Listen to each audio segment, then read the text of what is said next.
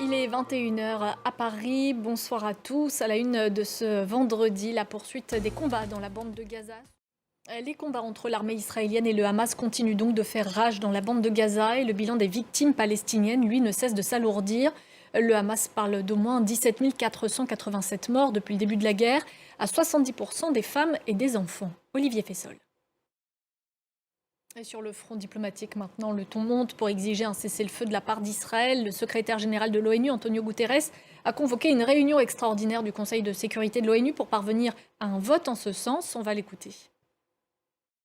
Sauf que les États-Unis ne soutiennent pas l'initiative d'Antonio Guterres. Ils ont d'ores et déjà fait savoir qu'ils rejetteraient toute résolution faisant mention de cessez-le-feu immédiat.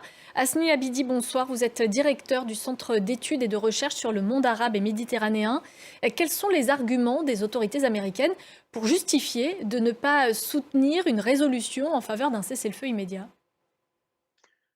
Merci beaucoup Asni Abidi pour votre analyse. Merci de nous avoir consacré ces quelques minutes. Alors on vient de l'entendre, les États-Unis ne veulent pas d'un cessez-le-feu immédiat à Gaza, mais ils continuent malgré tout de hausser le ton vis-à-vis des autorités israéliennes. Les prises de parole sont de plus en plus critiques pour dénoncer la non-protection des civils palestiniens.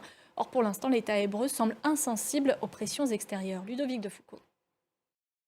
C'est désormais officiel en Russie. Vladimir Poutine est candidat à l'élection présidentielle de mars prochain. 5e mandat en perspective pour le dirigeant russe qui estime qu'il n'a pas d'autre choix. Laura Rudo. Dans l'actualité en France, la fin du procès des 6 anciens collégiens jugés pour leur implication dans l'assassinat du professeur Samuel Paty. Le tribunal pour enfants de Paris a rendu sa décision. Il a condamné les adolescents à des peines de prison allant de 14 mois avec sursis à 6 mois de prison ferme.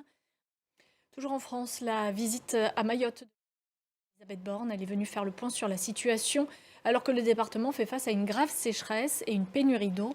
Il est aussi confronté à une forte pression migratoire et à un manque de sécurité. Etanadji. Aux États-Unis, les ennuis continuent pour Hunter Biden, le fils du président Joe Biden. Déjà inculpé pour détention illégale d'armes à feu, il est accusé cette fois de fraude fiscale par la justice fédérale, de quoi alimenter les critiques de l'opposition républicaine à un an de la présidentielle. Nicolas Chamontin.